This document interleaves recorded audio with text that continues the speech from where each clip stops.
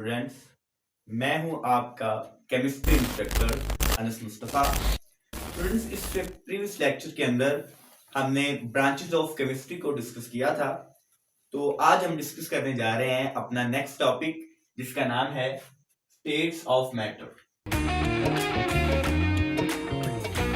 States of matter. Students, जैसा कि मैंने आपको बताया था कि केमिस्ट्री के अंदर हम मैटर को स्टडी करते हैं, मादे को स्टडी करते हैं। तो पहले हम ये देख लेते हैं कि मैटर क्या होता है। तो स्टूडेंट्स, मैटर कहते हैं एवरीथिंग दैट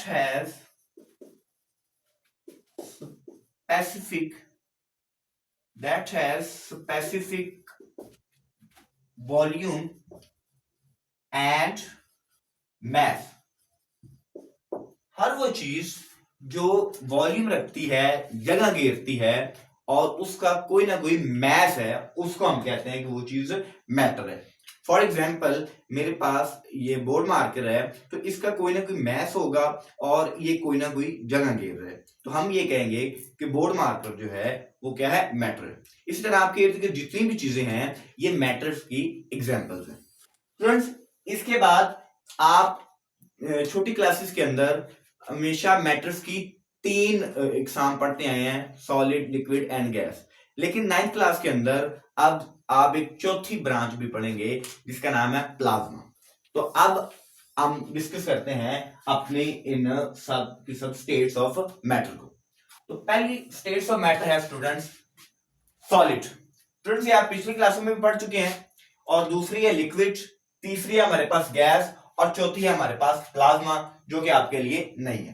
तो सबसे पहले हम देखते हैं कि सॉलिड क्या है, उसकी प्रॉपर्टीज क्या है। तो सॉलिड क्या होता है स्टूडेंट? सॉलिड की स्पेसिफिक शेप होती है। मिसाल के तौर पर ये मार्कर है, इसकी कोई ना कोई स्पेसिफिक शेप है, इसकी इतनी लेंथ है, ठीक है। ये नहीं होगा कि ये कल अगर हम आएंगे तो इसकी शक्ल तब्दील हो जाएगी, ऐसा बिल्कुल नहीं होगा, बल्कि इसकी एक स्पेसिफिक शेप है। और दूसरी बात, इसका एक कोई ना कोई स्पेसिफिक वॉल्यूम है। वॉल्यूम का मतलब है कि ये एक फिक्स क्वांटिटी के अंदर ही जगह घेरेगी। मिसाल के तौर पर इसकी लेंथ इतनी है, तो हम कहेंगे कि इसका वॉल्यूम इतना है। तो कोई भी जो ठोस चीज होती है, सॉलिड चीज होती है, उसका कोई ना कोई स्पेसिफिक शेप होती है और उसका कोई ना कोई स्पेसिफिक वॉल्यूम होता है। तो ये दो इसकी प्रॉपर्टीज आ गई। तीसरी स्टूडेंट इसकी प्रॉपर्टी है molecules are tightly close and properly arranged. Students, तीसरी इसकी प्रॉपर्टी ये है कि सॉलिड के अंदर, मैं आपको पहले भी बता चुका हूं कि जो मैटर होता है ये बना होता है हमारे पास एटम से। एटम हम कहते हैं मादा का छोटे से छोटा जर्रा। छोटे छोटे एटम मिलकर हमारे पास कोई भी चीज बना देते हैं, कोई भी मैटर बना देते हैं। मिसाल के तौर पर हमारे पास ये कोई भी चीज है, कोई ईंट है, तो हम कहेंगे कि इसके अंदर ये इसके छोटे छोटे क्या है, एटम है। आप देख सकते हैं स्टूडेंट्स, ये जो ईंट है इसके अंदर ये एटम है और ये एटम्स जो हैं ये एक दूसरे के इंतहाई करीब जुड़े हुए हैं। और यही मैंने बात की है कि molecules are tightly close and properly arranged. आप मॉलिक्यूल्स की जगह यहां पर एटम का वर्ड इस्तेमाल कर लें। एटम्स आर टाइटली क्लोज, कि एटम्स जो होते हैं वो एक दूसरे के इंतहाई करीब होते हैं। आप देख सकते हैं कि जो एटम्स हैं ये बहुत एक दूसरे के करीब है। एंड दूसरी बात क्या है, एंड प्रॉपरली अरेंज, और वो एक तरतीब के अंदर होते हैं। जैसे आप देख सकते हैं कि ये तरतीब चल रही है, पहले ये लाइन है एटम्स की, फिर दूसरी लाइन है एटम्स की। तो इस तरह सॉलिड के अंदर एटम्स की एक स्पेसिफिक अरेंजमेंट होती है, एक प्रॉपर अरेंजमेंट होती है। नेक्स्ट स्टूडेंट्स, जो इसकी चौथी प्रॉपर्टी है वो है हाई डेंसिटी। स्टूडेंट्स, डेंसिटी कहते हैं मास पर यूनिट वॉल्यूम को। ये एक पेचीदा कंसेप्ट है, ये हम आगे पढ़ेंगे। आप सिंपली इसको इस तरह याद रख सकते हैं कि हम किसी चीज के मास और वॉल्यूम को जब डिवाइड कर देते हैं तो जो चीज हमारे पास आती है वो इसकी डेंसिटी होती है। इसको उर्दू में हम कहते हैं कसाफत। आखिरी प्रॉपर्टी स्टूडेंट्स की ये है कि जो सॉलिड होते हैं कैन नॉट बी कंप्रेस्ड, हम इनको दबा नहीं सकते। मिसाल के तौर पर ये बोर्ड मार्कर, मैं इसको दबा नहीं सकता। तो ये है सॉलिड की तमाम प्रॉपर्टीज। स्टूडेंट्स, नेक्स्ट हम चलते हैं लिक्विड की तरफ। Liquid student, it has not specific shape, इसकी कोई मखसूस शक्ल नहीं होती। इसको आप कप के अंदर डालेंगे तो ये कप की शक्ल इख्तियार कर लेगा, बॉटल के अंदर डालेंगे तो ये बोतल की शक्ल इख्तियार कर लेगा। तो इसकी कोई स्पेसिफिक शेप नहीं होती। सेकंड स्टूडेंट्स, लेकिन जो लिक्विड होते हैं इनका स्पेसिफिक वॉल्यूम होता है। मिसाल के तौर पर अगर एक दूध हमने कप में दूध डाला है तो उतना ही दूध रहेगा, ये नहीं होगा कि अगर हम उसको बोतल में डालेंगे तो उसकी मिकदार बढ़ जाएगी, बल्कि उतना ही रहेगा। तो इसका मतलब यह है कि जो लिक्विड होते हैं, जो माया होते हैं, उनके जो वॉल्यूम होता है वो क्या होता है, स्पेसिफिक होता है। Third students, molecules are closed but less than solid. Liquid के अंदर भी जो मॉलिक्यूल्स होते हैं ये क्लोज होते हैं, लेकिन सॉलिड की निस्बत कम होते हैं। इसमें हम इस शक्ल की मदद से आप इसको समझ सकते हैं। आप देख सकते हैं कि जो मॉलिक्यूल्स हैं ये है करीब करीब, लेकिन अगर हम इसका कंपैरिजन सॉलिड से करें तो ये दूर दूर है इसके atoms. Number 4, densities less than solid. Students, liquid की भी डेंसिटीज होती हैं, लेकिन वो सॉलिड से क्या होती हैं, कम होती है।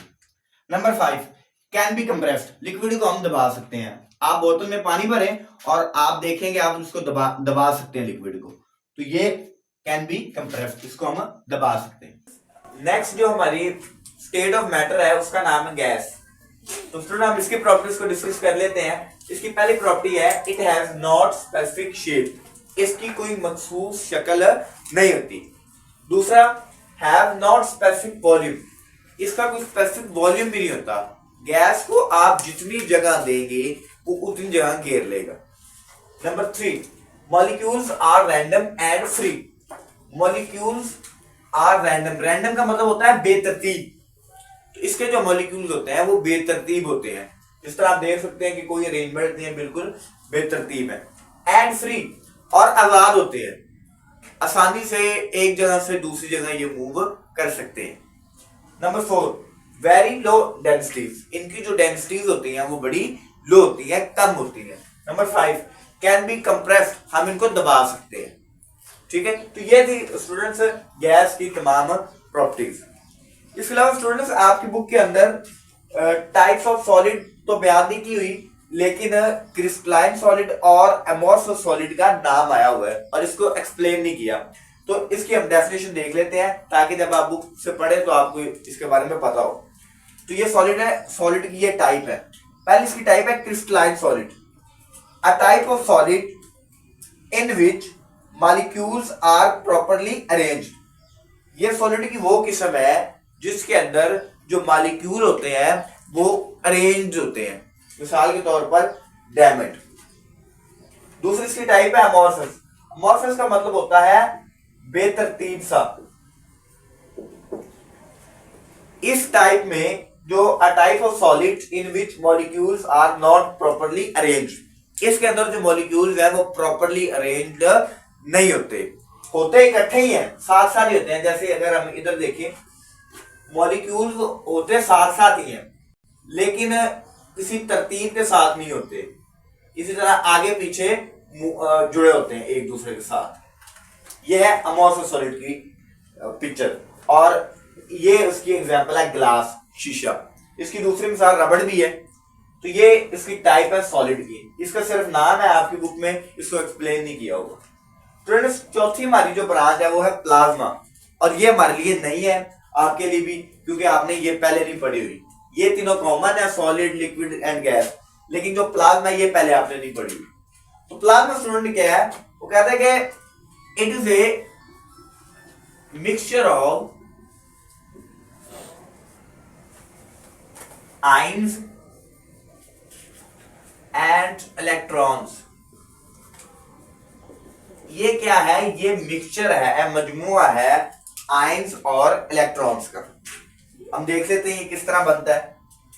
फर्स्ट करें स्टूडेंट, ये मेरे पास कोई ट्यूब है, कोई ग्लास की, शीशे की मेरे पास ये ट्यूब है। इस ट्यूब के अंदर मैंने गैस को भर दिया, गैस को फिल कर दिया। ये गैस है, इसके अंदर ये जी हमारे पास आ गई गैस। ये कोई भी गैस है, ये उसके एटम्स है गैस के। आपको मैंने पहले बताया कि जो मैटर होता है उसका जो छोटा से छोटा जर्रा होता है उसको हम कहते हैं एटम। तो हर जो मैटर होता है वो एटम से मिलकर बना होता है। तो यहां पर देखिए आप कि जो हमारे पास ये गैस के एटम मैंने इस ट्यूब के अंदर, इस ग्लास ट्यूब के अंदर फिल कर दी है। अब मैं क्या करता हूं, अब मैं इस ट्यूब में से, इस गैस में से गुजार देता हूं करंट, यानी कि इलेक्ट्रिसिटी गुजारता हूं। जब गैस में से मैं करंट गुजारूंगा तो होगा क्या कि इन एटम्स के अंदर जो इलेक्ट्रॉन्स होंगे वो निकल जाएंगे, वो इलेक्ट्रॉन्स बाहर निकल जाएंगे। और स्टूडेंट्स ये बात आप आगे जाके पढ़ेंगे कि जब हम एटम में से इलेक्ट्रॉन निकाल देते हैं तो वो आयन बन जाता है, यानी कि कैटाइन। आयन की भी स्टूडेंट्स दो किस्में हैं। आयन को हम यहां पर एक्सप्लेन कर सकते हैं। आयन क्या होता है कि आयन कहते हैं जब किसी एटम से इलेक्ट्रॉन निकले या उसमें दाखिल हो तो एटम क्या बन जाता है, आयन बन जाता है। तो एटम आयन बन जाता है। तो स्टूडेंट्स जब हमने करंट गुजारा एटम में से, तो एटम में से जब हमने करंट गुजारा तो उसमें से इलेक्ट्रॉन निकल गए। तो अभी मैंने आपको बताया कि जब एटम में से इलेक्ट्रॉन निकल जाता है तो एटम आयन बन जाता है। तो हमारे पास जब हम करंट गुजार चुके होंगे तो हमारे पास इस ट्यूब के अंदर फिर दो चीजें बन जाएंगी। एक ये जो इलेक्ट्रॉन्स निकले हुए हैं एटम के अंदर से, और फिर जिन एटम्स के अंदर से इलेक्ट्रॉन निकले हुए होंगे वो एटम बन गए होंगे आयन। तो अब ट्यूब के अंदर हमारे पास दो चीजें होंगी, एक इलेक्ट्रॉन्स और दूसरे आयंस। इन दोनों का जो मजमुआ होगा आयंस और इलेक्ट्रॉन्स का, इसको हमने नाम दे देना है प्लाज्मा का। और स्टूडेंट्स दुनिया के अंदर, यूनिवर्स के अंदर 99% जो है वो प्लाज्मा है। ठीक है, तो ये थी हमारी नेक्स्ट टाइप, और ये थोड़ी सी नई थी तो इसलिए इसको जरा, इसकी जो वर्किंग है, ये बनता किस तरह है, ये समझना इसमें जरूरी है। बाकी इसकी डेफिनेशन बड़ी इजी है, it is a mixture of ions and electrons. तो स्टूडेंट्स ये था हमारा आज के लेक्चर, जिसके अंदर मैंने स्टेट्स ऑफ मैटर को डिस्कस किया। सबसे पहले हमने मैटर की डेफिनेशन देख ली, फिर हमने सॉलिड की प्रॉपर्टीज को देखा, लिक्विड की प्रॉपर्टीज को देखा, गैस की प्रॉपर्टीज को, फिर टाइप्स ऑफ सॉलिड क्या थी, और इसके अलावा फिर प्लाज्मा क्या था। तो स्टूडेंट्स ये था हमारा आज के लेक्चर। मैं उम्मीद करता हूँ कि आपको समझ आई होगी। इंशाल्लाह नेक्स्ट टॉपिक को अगले लेक्चर्स में एक्सप्लेन करेंगे। तब तक के लिए अल्लाह हाफिज, शुक्रिया।